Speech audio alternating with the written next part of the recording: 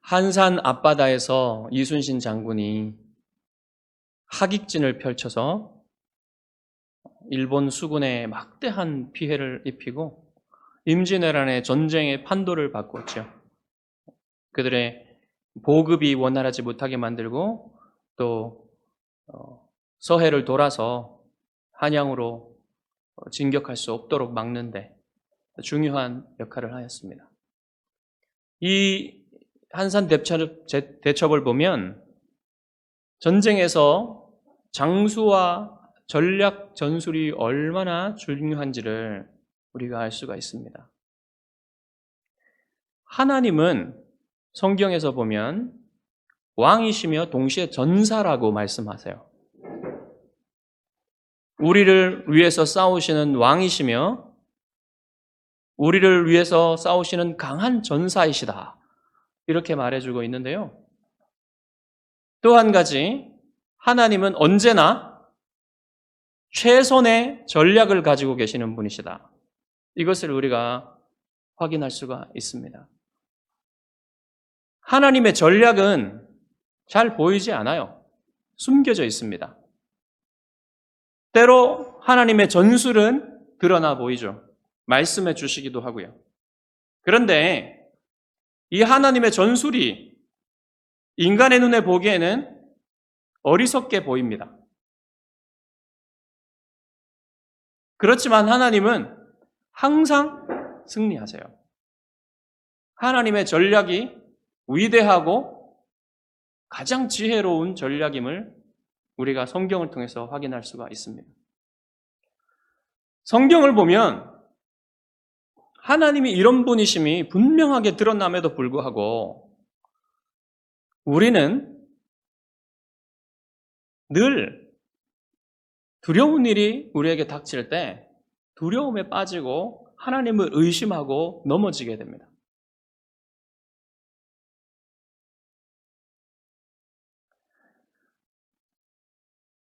하나님이 누구신지 잊어버리기도 하고 믿음이 약해지기도 하고 그래서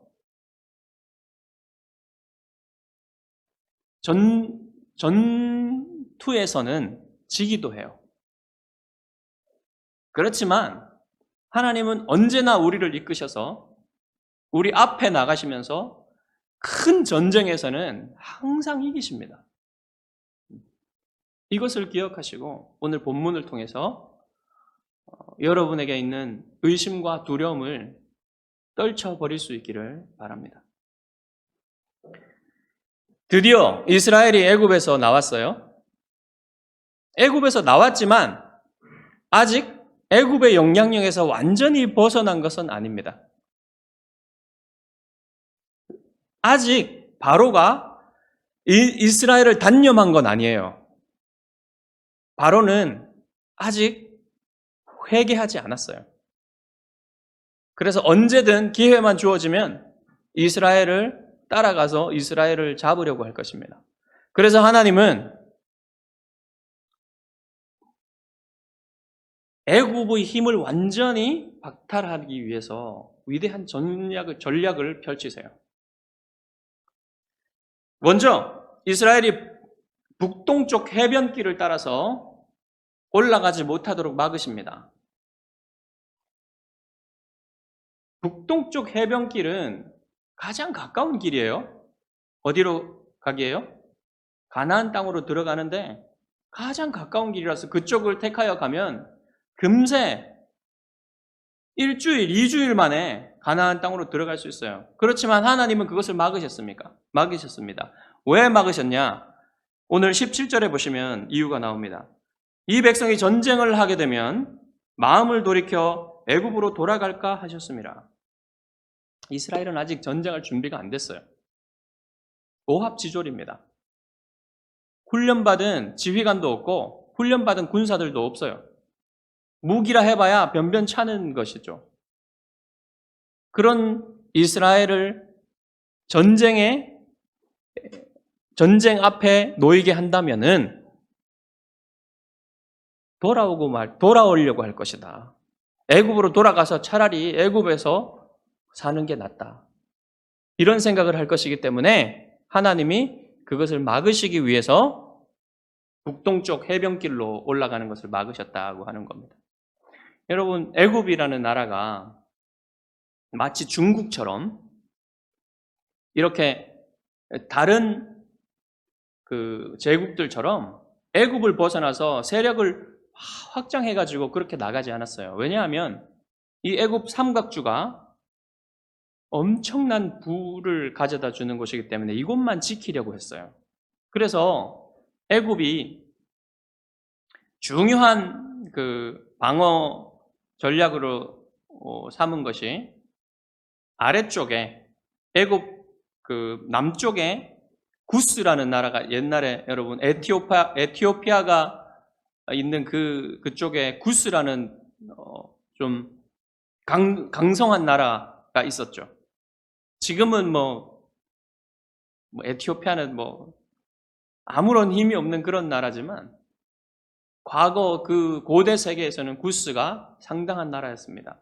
그들의 세력이 북쪽으로 올라오는 것을 막기 위해서 그곳에 아주 중요한 그 방어 전략을 짰고요. 또 한 가지는 여러분 이 북동쪽에 애굽 북동쪽에 보면은 메소포타미아 문명들이 있죠. 이곳에서 강대한 나라들이 생겨났습니다. 아수르 제국이라든지 바벨론 제국이라든지 이런 제국들이 히타이트 제국들은 이런 나라들이 생겨났거든요. 근데 그 나라들이 애굽에 들어오려면 해변길밖에 없어요. 해변길, 지중해 해변길로만 들어올 수 있어요. 왜냐하면 이렇게 돌아서 시내 반도로 들어오려면 물을 얻을 수 없고 보급이 안 됩니다. 왜냐하면 거기에는 이렇다 할 사람들이 사는 곳이 없어요. 도시들이. 길도 잘 닦여지지 않았습니다. 그러니까 그곳에 들어가면 죽는 거예요. 많은 군사들을 데리고. 그러니까 한 가지 길밖에 없습니다. 그러니까 애굽이 뭐 하겠습니까? 요새를 해변길에다가 다량 만들어 놓아서 그곳을 통과할 수 없도록 만들어 놨겠죠. 그러니까 이스라엘 백성이 이 요새를 통과해서 가야 되는 거예요. 블레셋으로 가려면. 설령 이 요새를 통과해서 올라갈지라도 거기에는 강대한 블레셋 민족이 기다리고 있어요. 그러니까 이것으로 가는 것은 말이 안 되는 거예요. 하나님이 그래서 막으신 겁니다. 자, 본문은 애굽에서 나온 이스라엘의 형편에 대해서는 그렇게 말을 하지 않아요. 어떤 형편으로 이제 이스라엘이 있었냐, 이런 것들에 대해서 많이 말하지 않지만 두 가지 중요한 얘기를 해줍니다. 한 가지는 이스라엘이 요셉의 유고를 가지고 나갔다 그래요.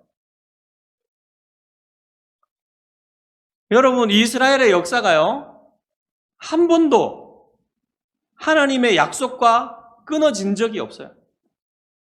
여러분, 아브라함에게 이 이스라엘의 애굽이라는 말은 하지 않지만 종살이를 예고하셨고, 그 다음에 요셉도 유언으로 하나님이 반드시 여러분을 찾아오실 것입니다 라고 유언을 하면서 반드시 그때 당신들이 이곳을 나가게 될 것이니 그때 내 유고를 가지고 가나안 땅에 가서 묻어달라고 하죠.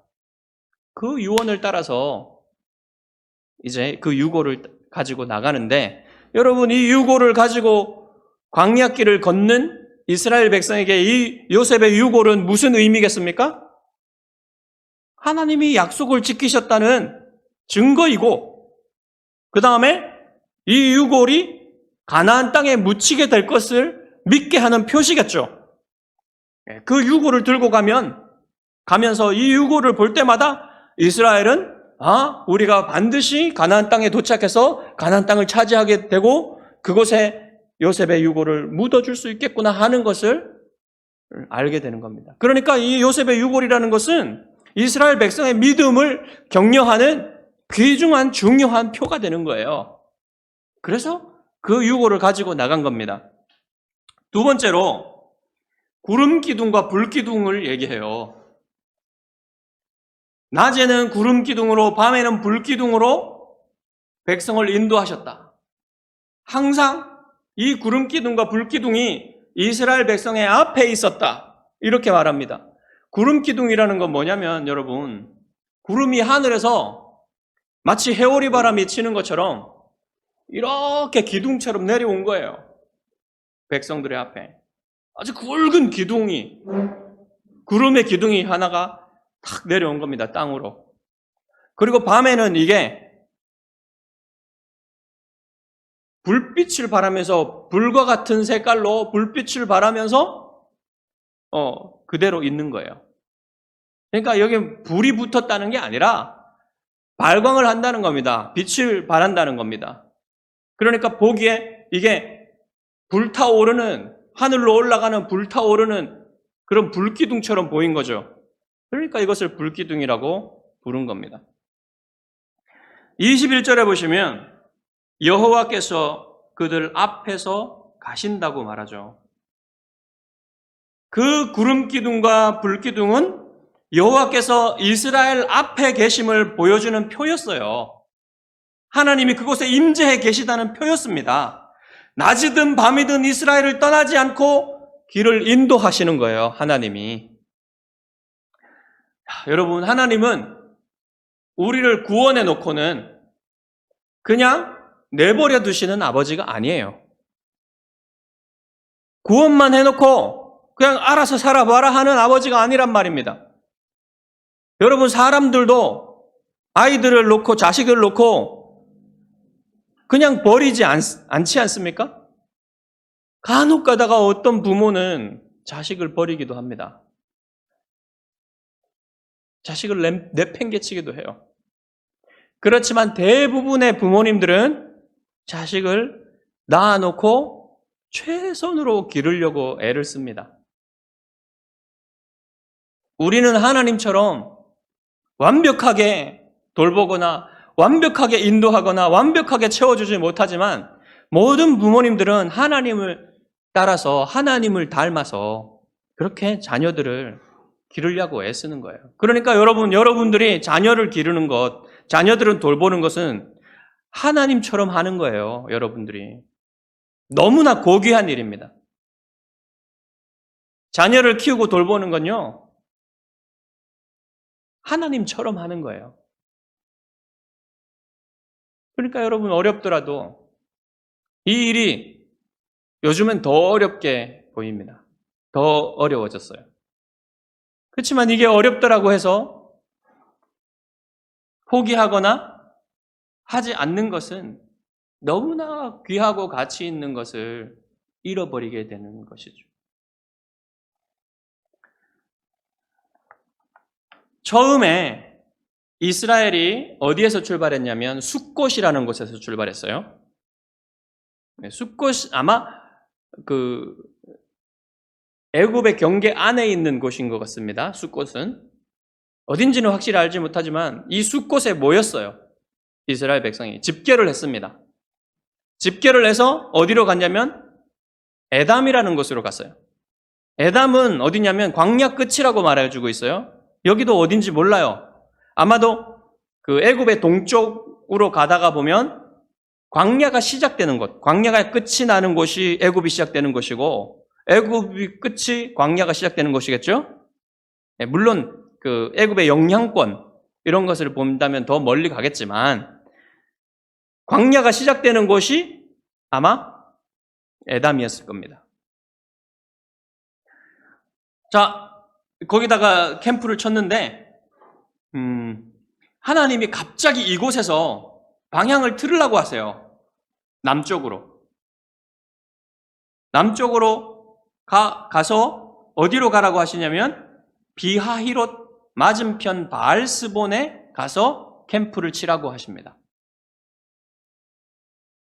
비하히롯이 어딘지는 또 확실하지 않습니다. 그런데 이 비하히롯은 당시에 고대 근동의 공용어가 있어요. 지금의 영어처럼. 그 고대 근동의 공용어가 아카드어입니다. 아카드말. 이 아카드말로 피히르투라는 말이 있어요. 운하의 입구란 뜻입니다. 그러니까 이 비하히롯이 아카드어로 피히리투에서 왔을 것이다라고 생각을 해요. 학자들은. 그러니까 여러분, 이곳이 만약에 홍해를 가리킨다면 홍해에서 지중해로 연결되는 운하가 있죠. 여러분, 지금도 수에즈 운하가 있죠. 거기 홍해에서 시작되는 곳이 그 수에즈라는 도시입니다.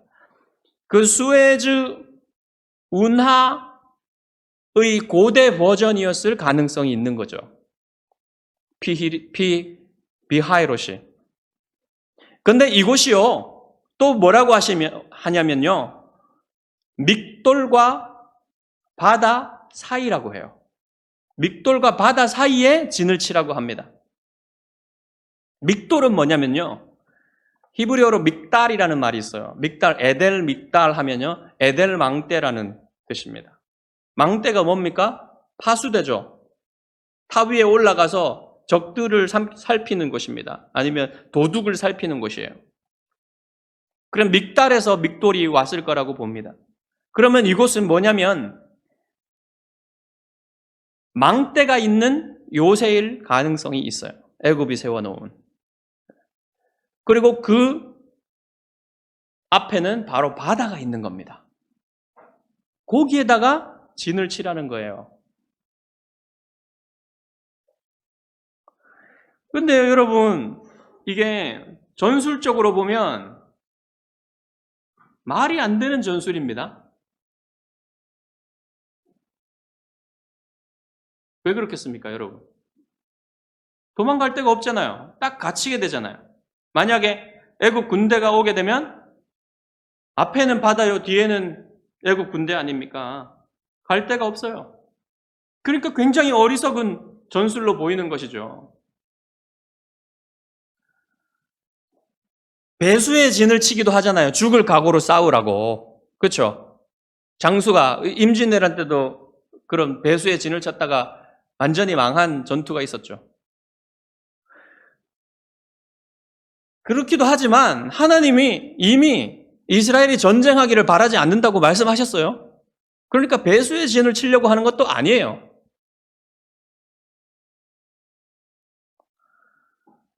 심지어 하나님이 뭐라고 하시냐면 이곳에 캠프를 치라고 하신 목적이 애굽 군대가 쫓아오게 만들려고 하는 것이다.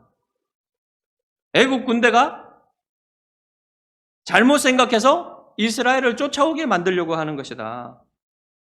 광야에서 길을 잃어가지고 이스라엘이 지금 헤매고 있는 것이다. 이런 판단을 하게 만들어서 이제 애굽 군대가 이스라엘을 쫓아오게 만드는 것이 하나님의 목적이라고 모세에게 알려주셨습니다. 그러면 하나님은 왜 이런 길을 택하셨을까? 14장 4절에 모세에게 말씀하십니다. 내가 바로의 마음을 완악하게 한즉 바로가 그들의 뒤를 따르리니 내가 그와 그의 온 군대로 말미암아 영광을 얻어 애굽 사람들이 나를 여호와인 줄 알게 하리라. 목적은 얘기하셨죠.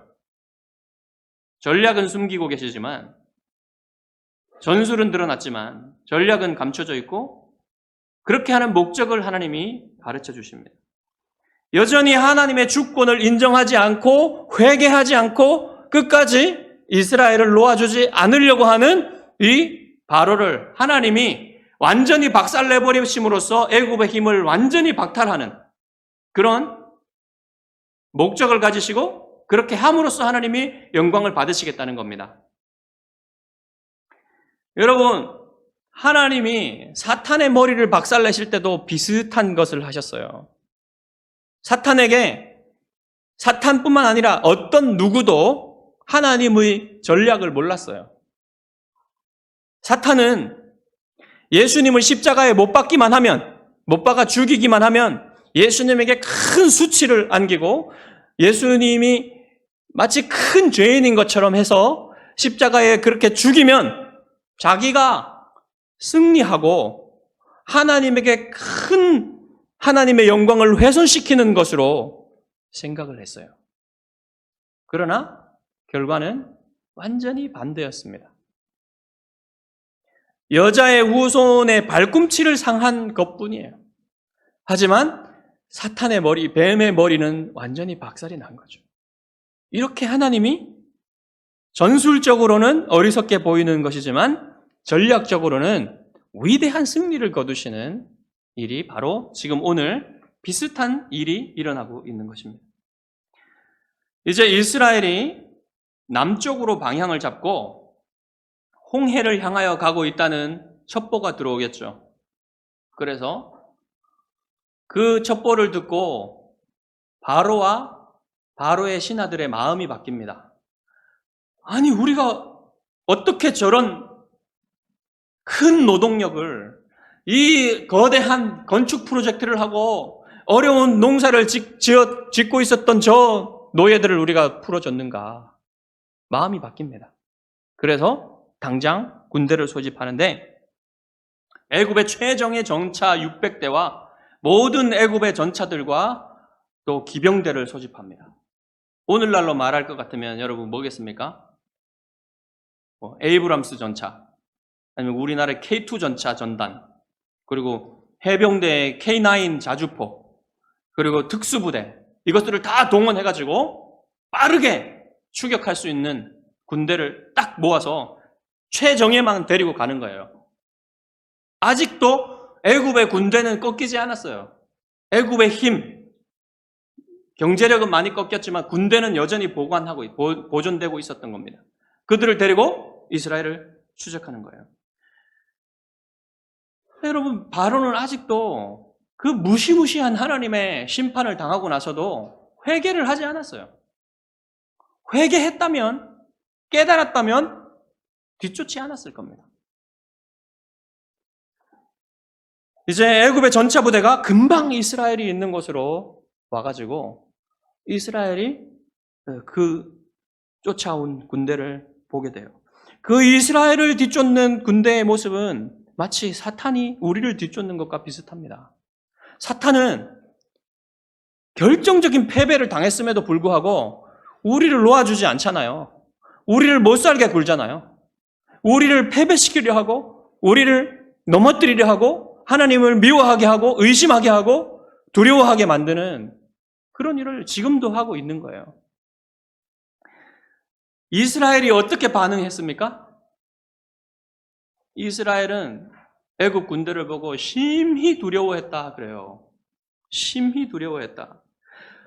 이스라엘이 그토록 놀라운 구원을 체험하고 하나님의 위대한 능력을 보았음에도 불구하고 두려움에 빠졌어요.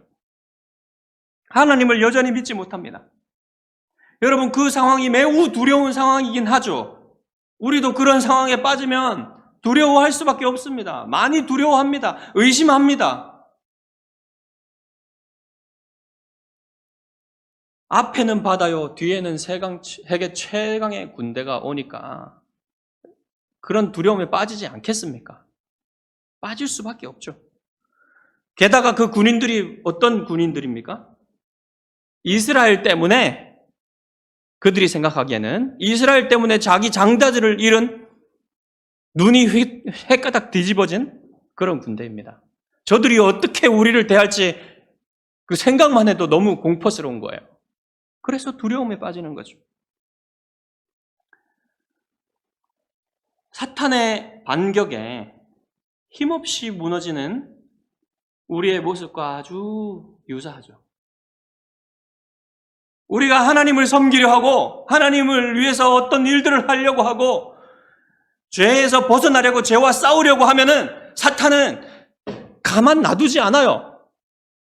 공격을 합니다. 두려움을 심어주고 의심을 심어주고 그렇게 해서 우리를 넘어뜨리려고 합니다. 그리 쉽게 우리를 놓아주는 게 아니에요. 죄와 싸우는 게 그렇게 쉬운 게 아닙니다. 하나님의 일을 하는 것이 그렇게 쉬운 일이 아니에요. 마귀가 와서 우리 마음밭에 뿌려진 하나님의 말씀의 씨앗을 잽싸게 빼앗아가고 우리 마음속에 있었던 평안을 빼앗아가고 두려워하게 만들고 의심하게 만드는 거죠. 앞날이 두려워집니다. 이스라엘이 두려움 가운데 한 것이 무엇이라고 말합니까? 10절 마지막쯤에 보시면 심히 두려워하여 여호와께 부르짖고 그들이 또 모세에게 이르되 애굽에 매장지가 없어서 당신이 우리를 이끌어내어 이 광야에서 죽게 하느냐? 어찌하여 당신이 우리를 애굽에서 이끌어내어 우리에게 이같이 하느냐? 우리가 애굽에서 당신에게 이른 말이 이것이 아니냐? 이르기를 우리를 내버려 두라. 우리가 애굽 사람을 섬길 것이라 하지 아니하더냐? 애굽 사람을 섬기는 것이 광야에서 죽는 것보다 낫겠노라. 여러분, 이스라엘이 여호와께 부르짖었다고 하죠. 근데 이 부르짖음은요, 믿음의 기도가 아니에요. 하나님밖에 없습니다. 하나님이 우리를 구해 주실 것입니다 하고 믿음으로 부르짖은 게 아니란 말입니다. 그냥 살려고 발버둥 치는 거예요. 그냥 소리 지는 겁니다. 발버둥 치며 소리 지르는 거예요. 여러분, 부르짖는다고 다 기도가 아닙니다. 이렇게 부르짖는 것도 있어요. 이게요, 이 부르짖음이 기도가 아닌 것은 어디서 드러나냐면 그들이 모세에게 한 말을 보면 알 수가 있어요. 모세를 원망을 하죠. 모세가 누굽니까? 하나님이 불러서 이스라엘을 인도하라고 세우신 사람 아닙니까? 그 사람을 원망하는 것은 하나님을 원망하는 거랑 똑같아요. 좀 전에 이스라엘 백성이 밑으로 비하이롯으로 가라라고 모세가 명령을 했을 때 백성이 그것을 따라 순종했습니다. 이것은 하나님의 명령인 줄 알았어요. 그럼에도 불구하고 모세를 원망하는 겁니다. 그러니까 여러분, 이 사람들이 지금 이렇게 하는 것은 뭐냐면요, 그냥 광야에서 죽는 것보다는 애굽에 돌아가가지고 종살이 하는 것이 낫겠다 이렇게 말하는 거예요. 이건 뭡니까? 다시 사탄과 죄의 지배로 돌아가서 살겠다라는 거예요. 그게 더 낫겠다. 세상 사람들이 사는 방식으로 그냥 사는 게 더 낫겠다. 뭐보다는요? 주님을 따르면서 믿음의 길을 가면서 고난 받는 것보다는 그냥 세상 사람들처럼 죄 짓고 세상 사람들처럼 사는 것이 낫겠다는 겁니다. 핍박을 받으면, 사탄이 공격하면 그냥 우리의 마음이 그쪽으로 돌아가려고 한다는 거예요. 이게 여러분, 사실은 상황이 그렇게 만든 게 아닙니다. 상황이 좋지 않은 건 맞아요. 그렇지만 결국은 믿음이 부족해서, 믿음이 약하여서 그런 거예요. 그래서 남을 원망하고 두려움에 빠지고 환경을 탓하고 하나님을 원망하게 되는 겁니다. 여러분, 여기까지 들으면 굉장히 실망스럽죠. 절망하는 것 같아요. 그러나 여러분, 이게 끝이 아니에요. 오늘 본문에 보면 빠져나갈 길이 있습니다. 실제로 여러분 잘 보시면 이스라엘이 위험에 빠진 게 아니에요. 이스라엘은 위험에 빠져 있지 않습니다. 그곳은 하나님이 인도하신 곳이고 하나님이 가라고 해서 간 곳이에요. 이스라엘에게 필요한 것은 하나님이 누구신지를 기억하는 거예요. 하나님이 이곳으로 가라고 하셨다는 것을 기억하는 거예요. 그러니까 여기서 한 사람 누구만 두려워하지 않습니까? 모세는 전혀 두려워하지 않아요. 왜요? 하나님이 무엇인가를 하실 것을 분명히 믿고 알고 있기 때문에. 그래서 모세가 백성에게 말합니다. 너희는 두려워하지 말고 가만히 서서 여호와께서 오늘 너희를 위하여 행하시는 구원을 보라. 너희가 오늘 본 애굽 사람을 영원히 다시 보지 아니하리라. 여호와께서 너희를 위하여 싸우시리니 너희는 가만히 있을지니라. 모세가요, 두려워하지 말라고 말합니다. 먼저 두려워하면요, 두려움에 빠지면 하나님의 말씀이 안 들려요. 하나님이 보이지 않아요. 하나님의 능력이 믿어지지가 않습니다. 그래서 먼저 안심시킬 필요가 있었어요. 두려워하지 마세요. 안심하세요. 하나님이 여러분을 위해 싸우실 것입니다. 하나님이 여러분을 이곳으로 인도하셨습니다. 하고 말하는 거죠. 모세가 보기에는 두려워할 일이 전혀 아닙니다. 그래서 가만히 서서 여호와께서 여러분을 위해서 싸우시는 것을 보라. 여호와의 구원을 보라고 말해요. 보라. 가만히 서서 보라. 도망가지도 말고 여러분 자신이 싸우려고 하지도 말고 하나님이 싸우시는 것을 봐라. 조용히 입을 닫고 부르짖지 말고 조용히 침묵하면서 눈으로 하나님이 구원하시는 것을 보라고 하는 겁니다. 여러분, 우리가 두려워지는 것은 믿음으로 상황을 보지 못하기 때문에 그래요. 믿음으로 본다면 두렵지 않습니다. 오히려 이 상황에서 무엇을 했겠어요? 기대했겠죠. 하나님이 어떤 승리를 거두실지, 하나님이 어떻게 구원을 이루실지, 하나님이 어떻게 영광 받으실지 기대했겠죠. 네? 믿음의 눈이 없었기 때문에, 믿음이 부족했기 때문에 그들은 두려움에 빠졌습니다. 자, 이스라엘이 애굽을 치신 여호와의 능력을 기억했다면 두려워하지 않았겠죠. 오늘 우리는 성찬식을 합니다. 이 성찬식 가운데 여러분 하나님의 승리를 기억하십시오. 성찬은 주님의 죽으심을 기억하는 시간입니다. 그 주님의 죽으심은요, 하나님의 전략적 승리를, 가장 위대한 승리를 보여주는 것이었어요. 우리가 성찬식을 하면서 하나님의 승리를 기억해야 됩니다. 그리고 그 승리는 여러분을 향한 것이었어요. 여러분을 위해서 하신 승리였습니다. 여러분의 죄를 대속하시기 위해서 자기 아들을 아낌없이 내어주신 하나님의 사랑이 담긴 것이에요. 그 하나님의 사랑을 기억하십시오.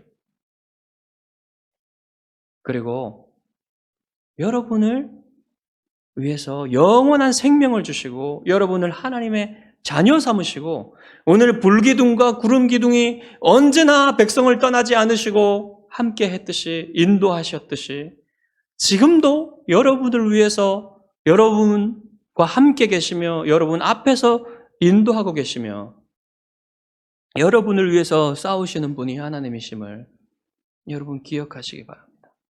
오늘 성찬식을 통해서 여러분에게 큰 은혜 베푸시기를 바랍니다. 기도하겠습니다.